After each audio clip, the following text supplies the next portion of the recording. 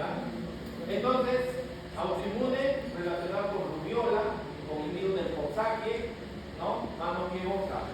La proteína de la leche de vaca, en algunos niños que tienen trastornos o esto le va a producir cáncer, daño intestinal y todo. La enfermedad de Graves, la artritis reumatoidea y algunos, no necesariamente enfermedades, pero sí como por ejemplo el ingreso a la pubertad, el estrés, la enfermedad de Addison, ¿ya? También puede generar como factor desencadenante para que se produzca, ¿ya?, la muerte de las células que producen la insulina, ¿ya? Entonces, ¿qué se va a producir aquí? ¿Ya? Va a producir un proceso, primero sucede un suceso desencadenante, una infección viral, ¿ya? Que también puede ser empezar la pubertad, un estrés extremo, la enfermedad de Addison, ¿ya? Aparecen inmunomarcadores que van a marcar a las células que digamos que son las células buenas, ¿no? En este caso, ya son las células beta, ¿no? Empieza a declinar la masa de células beta y la secreción de insulina. Entonces, comienzan a morir estas células beta, comienzan a dañarse y disminuye la secreción de insulina. Pero en algún momento todavía se mantiene la tolerancia normal a la glucosa. Este es un proceso normal. Entonces, la diabetes no se hace evidente hasta que el 80% de las células beta se dañan, ya no produce insulina. Entonces, la transición entre la intolerancia a la glucosa y la diabetes se asocia al aumento de la necesidad de insulina. Entonces, cuando ya ocurre el daño del 80% de las células beta, aquí es donde ya comienza la transición y el paciente va a necesitar sus niveles de insulina, ¿ya? Entonces, el tratamiento para la diabetes mellitus tipo 1, insulina. Entonces, fisiopatología, ya sabemos, en los islotes pancreáticos es donde se juntan estas células y se van a ver infiltradas por los linfocitos, ¿ya? Porque va a haber una retininitis, va a haber destrucción de las células beta en un proceso inflamatorio y estos islotes se vuelven atróficos, ¿ya? Van a disminuir el tamaño. Va a haber anticuerpos contra las células de los islotes, va a haber linfocitos activados en los islotes, que los linfocitos también los vamos a ver en los ganglios linfáticos, en los ganglios peripancreáticos y en la circulación mineralizada. O sea, si se le hace a este niño un análisis, le van a encontrar en algún momento los linfocitos T. Estos linfocitos T van a proliferar cuando son estimulados por proteína de los islotes y la liberación de citocinas en el seno de la linfocitos. Entonces, se realiza toda esta cadena inflamatoria, ¿no? Los linfocitos que ya sabemos que son las células de nuestra defensa van a ir hacia este proceso inflamatorio y van a generar más daño a las células y al final estas citocinas son las que van a terminar matando a las células.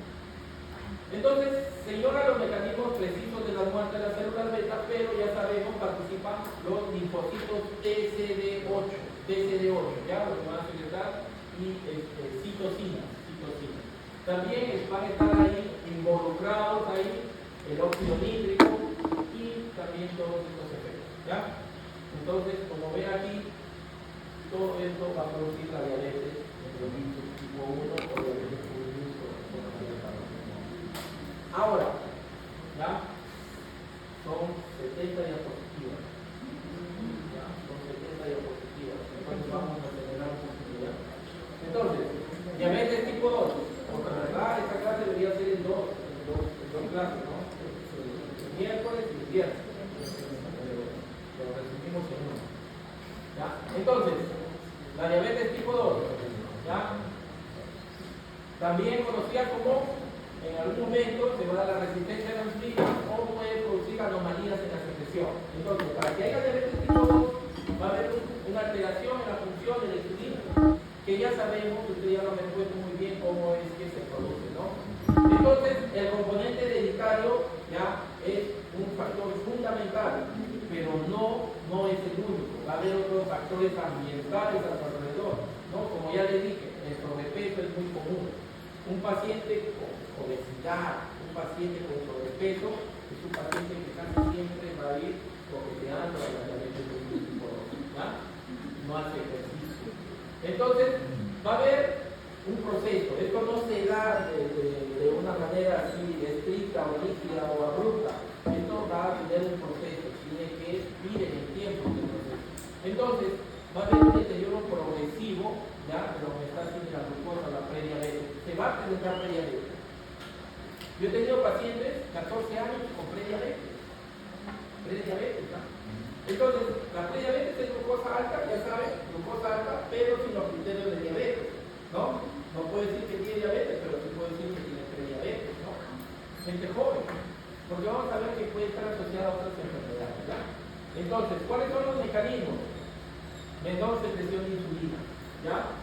También va a haber daño, va a haber un agotamiento a nivel de las células beta, ¿no? Del páncreas.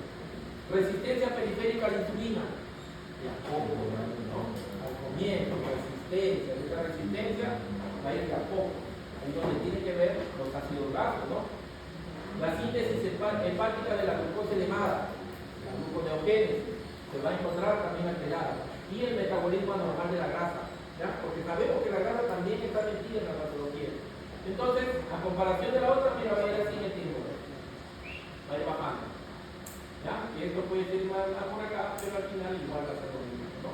En comparación de la otra que iba así, recuerda que es una cascada, entonces esta va a ir así, ¿ya? Entonces, cuando llega aquí, ¿ya? Es donde ya se va a producir los síntomas de la diabetes mellitus, ¿ya? En algún momento va a haber una prediabetes por acá, pero va a llegar a la diabetes tipo 2, ¿ya? Entonces, se va a caracterizar, como ya les dije, menor secreción de insulina, resistencia a la insulina, producción excesiva de glucosa por el hígado y metabolismo normal de la grasa. Entonces, ¿qué es lo que se va a producir?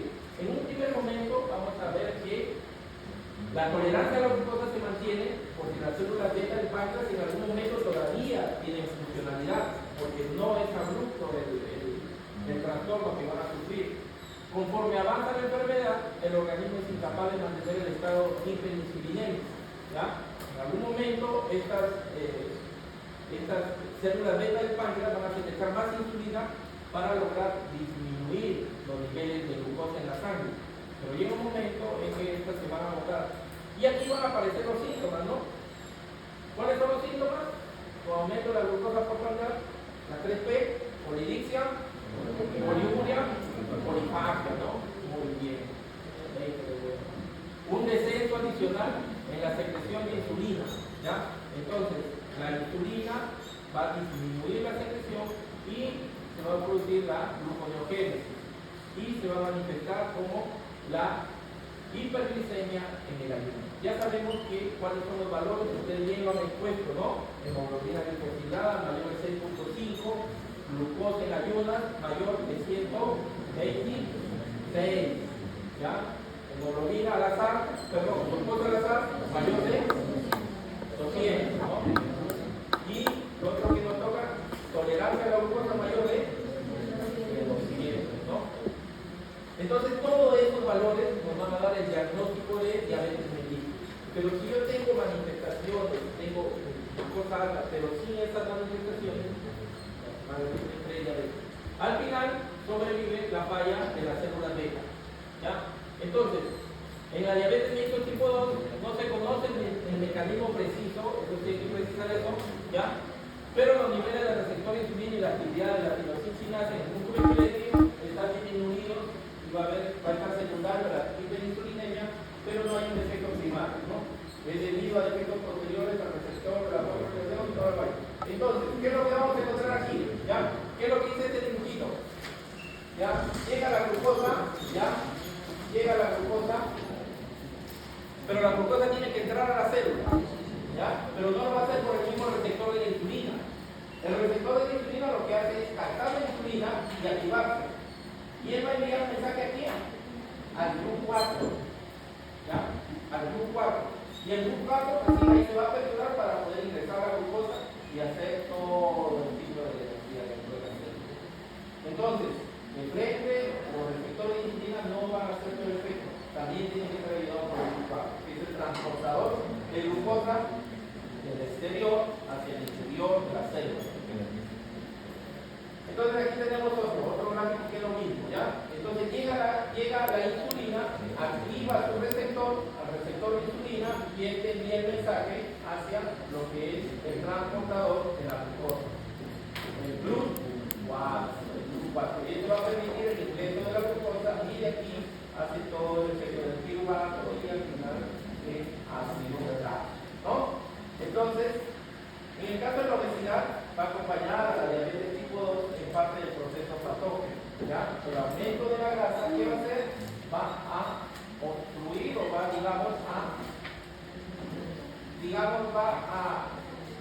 en algún momento se va a acoplar a estos receptores de insulina, ¿ya?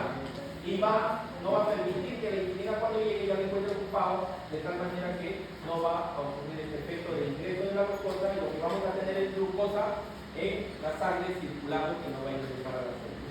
Eso es básicamente lo que dice.